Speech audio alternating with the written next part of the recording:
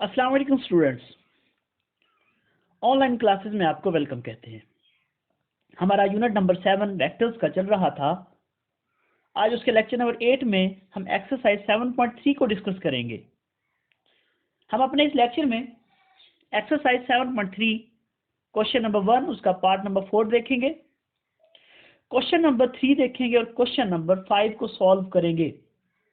Dear students, इन तीनों questions को हल करने से पहले इनके बारे में कुछ इंफॉर्मेशन मैं आपको देना चाहता हूं। पहली बात, मैं आपको यह समझाऊंगा कि दो वेक्टर्स के दरमियान एंगल ऑफ कोसाइन को कैसे फाइंड आउट किया जाता है और कैसे डिफाइन किया जाता है। फिर मैं आपको बताऊंगा दो वेक्टर्स आपस में परपेंडिकुलर कब होते हैं, और अगली बात जो आखिरी बात होगी, फिर मैं आपको बताऊंगा कि यूनिट वेक्टर आई, जे और के क्या हैं। सो डियर स्टूडेंट्स, देखें, हम अपने एक्सरसाइज के क्वेश्चन सॉल्व करने से पहले कुछ चीजें डिफाइन कर लेते हैं। हमारे पास देखें, suppose that let we have two vectors u and v। Suppose करें हमारे पास दो वेक्टर्स हैं, angle of cosine between them can be defined as, या आप इसको यूं कह सकते हैं, dot product of two vectors can be defined as the dot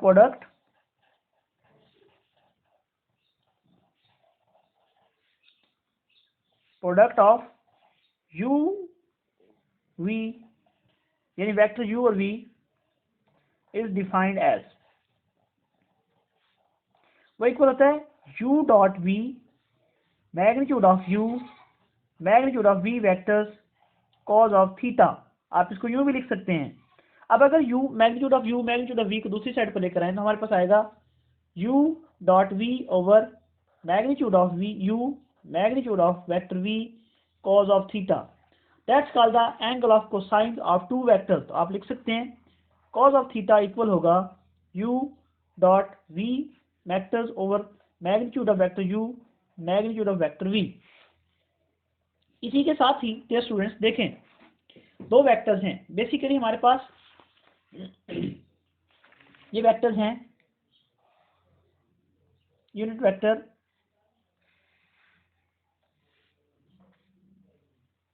I, जे और के। ये अलॉन्ग एक्स एक्सिस, ये अलॉन्ग वाई एक्सिस और ये अलॉन्ग जी एक्सिस। अब देखिए इसके कंपोनेंट क्या होंगे, 1 0 0।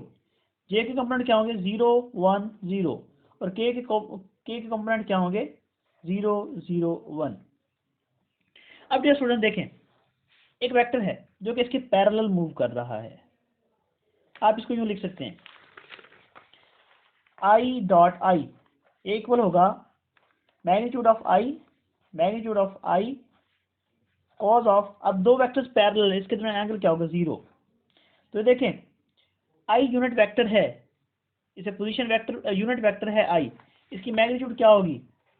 मैग्नीट्यूड का तरीका क्या होता है कि हर कोएफिशिएंट का स्क्वायर ऊपर स्क्वायर रूट आ जाता है। 1 का स्क्वायर, 0 का स्क्वायर, 0 का स्क्वायर, क्या बनेगा 1। तो ये क्या बन जाएगा 1 कॉज ऑफ 0, और कॉज 0 किसके इक्वल होता है, 1 के।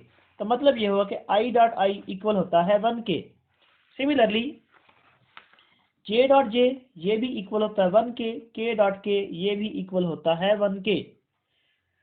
इसी के साथ ही अगर आप एंगल फाइंड आउट करना चाहते हैं, सपोज दैट आप प्रोडक्ट लेना चाहते हैं जे डॉट के का। अब देखें, जे और के इनके दरमियान एंगल क्या है, 90 का। आप इसको यूं लिख सकते हैं, magnitude of J magnitude of K cos of 90 degree. Unit vector है आई भी, जे भी, के भी, तो जे की जो यूनिट मैग्नीट्यूड है ये भी 1 होगी, के की मैग्नीट्यूड 1 होगी, और कोज 90 इक्वल होता है 0 के। तो ये क्या आ जाएगा, 0। मतलब ये हुआ कि जे डॉट के इज इक्वल 0। इसी तरह डियर स्टूडेंट्स, आपके पास जब आई डॉट जे होगा ये भी 0 होगा, जे डॉट के ये भी 0 होगा, और के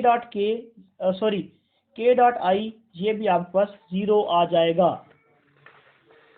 इसके अलावा देखें डियर स्टूडेंट्स, मेरे पास दो वेक्टर्स हैं, एक वेक्टर है आई और दूसरा वेक्टर है जे। suppose that I have two vectors I and j, so u and v. suppose that इनके दरमियान एंगल क्या होगा, एक एंगल आ जाएगा, इनको लिखेंगे magnitude of u magnitude of v cos of theta. Suppose that इस फॉर्म में है, इनके दरमियान अब एंगल क्या आया 90. ये u वेक्टर है, ये v वेक्टर है, तो ये क्या आ जाएगा u magnitude of v cos of 90. तो क्या बनेगा u v cos 90 किसके इक्वल होता है 0 के. जवाब क्या आ जाएगा 0. इसका मतलब ये हुआ कि अगर दो वेक्टर्स की डॉट मल्टीप्लिकेशन 0 के इक्वल है तो आप कह सकते हैं कि वो वेक्टर्स आपस में परपेंडिकुलर हैं या उनके दरमियान 90 का एंगल है. So it's mean we can say that two vectors are perpendicular if and only if their dot multiple या their dot product is equal to 0. तो अगर u डॉट v 0 के इक्वल है तो इसका मतलब ये होगा कि दो वेक्टर्स ये जो u और v हैं ये परपेंडिकुलर हैं, या अगर u डॉट v के दरमियान एंगल 90 का है या परपेंडिकुलर है तो इसका मतलब होगा कि उनका डॉट मल्टीपल किसके इक्वल है 0 के इक्वल है. तो डियर स्टूडेंट्स, अब हम डिस्कस करते हैं अपने क्वेश्चन नंबर 7.3 का क्वेश्चन नंबर 1, उसका पार्ट हम डिस्कस करते हैं. पार्ट नंबर 4 में आपको ये कहा गया है कि find the angle of cosine between u and v. Question number हमारे पास है 1, इसका पार्ट है 4. हमें कहा गया है फाइंड द एंगल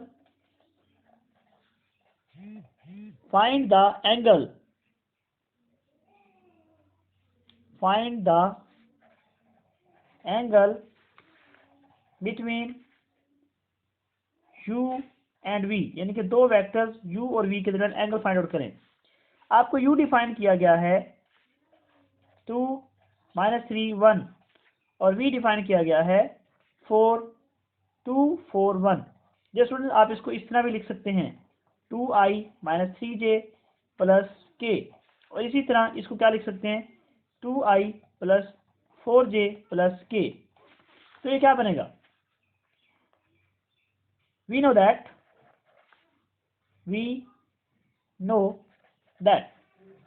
हम क्या जानते हैं, दो वेक्टर्स के दरमियान जो डॉट मल्टीपल है वो किसके इक्वल होता है, magnitude of first magnitude of second cos of theta. तो ये किसके इक्वल आ जाएगा, कॉस थीटा इक्वल आ जाएगा u dot v over magnitude of u magnitude of v. देखिए स्टूडेंट, अब हमारे पास एंगल ऑफ कोसाइन का फार्मूला बना है vector u dot vector v, यानी कि दो वेक्टर्स की डॉट मल्टीप्लिकेशन ले लें और उसको उनकी मैग्नीट्यूड के साथ डिवाइड कर दें. पहले हम वेक्टर u की मैग्नीट्यूड लेते हैं. मैग्नीट्यूड किसके इक्वल आएगी, मैग्नीट्यूड का तरीकाकार क्या होता है, देखिए हम इसको यूं लिख सकते हैं 2i - 3j प्लस k.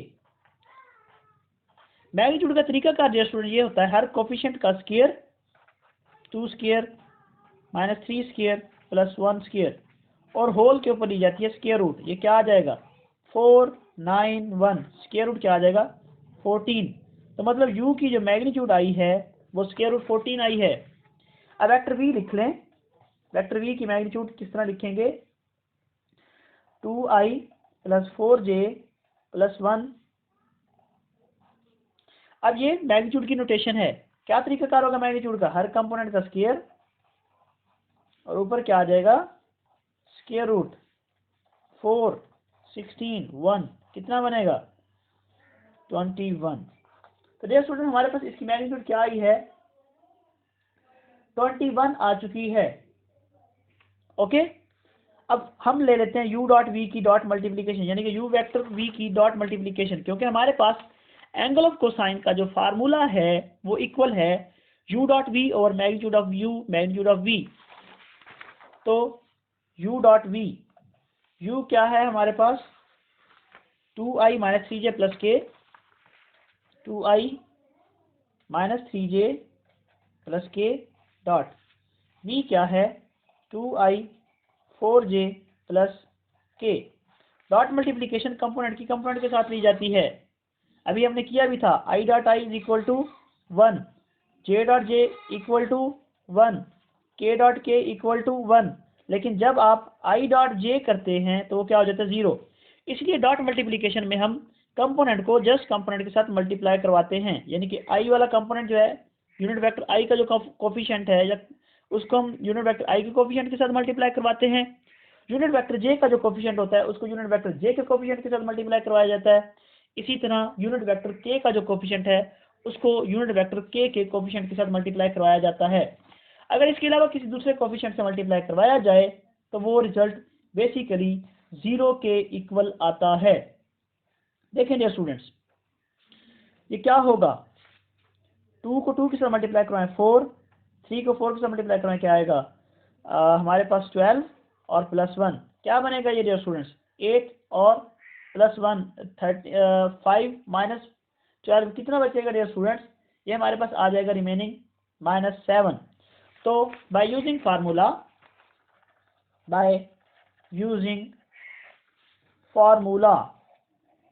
क्या फार्मूला बनाया है, cos थीटा इक्वल था u.v over magnitude of u magnitude of v। u.v हमारे पास क्या है -7, मैग्नीट्यूड ऑफ u हमारे पास क्या है डियर स्टूडेंट्स, स्क्वायर रूट 14, यहाँ पे स्क्वायर रूट आएगा स्क्वायर रूट 14, और मैग्नीट्यूड ऑफ v क्या था हमारे पास स्क्वायर रूट 21। हम इसको यूँ लिख सकते हैं -7 ओवर 14 है ना, इसको यूँ लिख सकते हैं 2 क्रॉस 14 7, 2 क्रॉस 7 क्या हो जाएगा 14, और 21 को क्या लिख सकते हैं 7 क्रॉस 3, ये बेसिकली इस तरह आ जाएगा -7 ओवर 2 क्रॉस 3, 7 7 का स्क्वायर बनेगा, स्क्वायर रूट कैंसिल आउट हो जाएगा, बाहर 7 आ जाएगा, 7 से 7 कट, हमारे पास आ जाएगा -1 over 6।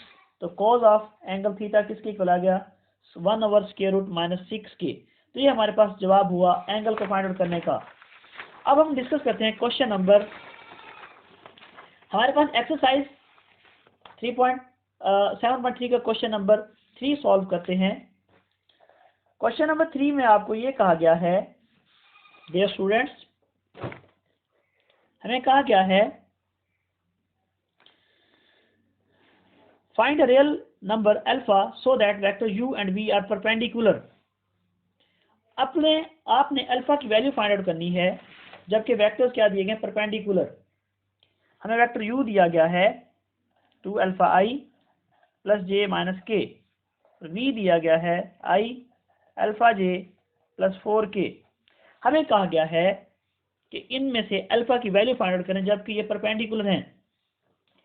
As given u and v are perpendicular. अब दो वेक्टर्स परपेंडिकुलर हैं, इसका क्या मतलब हुआ, इनका जो डॉट मल्टीपल है वो इक्वल होगा 0 के। मतलब हम यूँ लिख सकते हैं 2αi j - k dot v क्या है i αj + 4k। Dot multiplication कैसे की जाती है, कंपोनेंट को कोफिशिएंट के साथ मल्टीप्लाई करवाया जाता है। ये i का कोफिशिएंट 1 है, यहाँ से 2 अल्फा है, ये तो 2 अल्फा आ जाएगा प्लस अल्फा और -4 = 0। इसको सॉल्व करें डियर स्टूडेंट्स, क्या बन सकता है, आप इसको हल करें तो हमारे पास आता है 8 के पेयर कोई बन सकता है डियर स्टूडेंट्स, बल्कि पेयर क्यों बनाना है, 2 अल्फा प्लस अल्फा क्या बन जाएगा 3 अल्फा, -4 = 0, 3 अल्फा हमारे पास इक्वल आ जाएगा 4, अल्फा इक्वल होगा 4/3 के। ओके डियर स्टूडेंट्स, अब हम डिस्कस करते हैं ये हमारे पास आंसर आ गया है अल्फा का। हमारे पास रिक्वायर्ड रिजल्ट यही था, क्वेश्चन यही था कि आप लोग अल्फा की वैल्यू को फाइंड आउट करें जबकि दो वेक्टर्स परपेंडिकुलर हों। हमने कहा कि हमारे पास वेक्टर परपेंडिकुलर हैं, उसको हमने इस तरह लिखा कि u.v = 0 की फॉर्म में है, तब हमने उनको 0 की फॉर्म में रख के अल्फा की वैल्यू को निकाल लिया। इसका अगला पार्ट है हमारे पास, सेकंड पार्ट में हमें यही कहा गया है find the value of alpha such that u and v are perpendicular. अब हमारे पास u दिया गया है αi + 2αj - k और v दिया गया है, वेक्टर v हमें दिया गया है i + αj + 3k।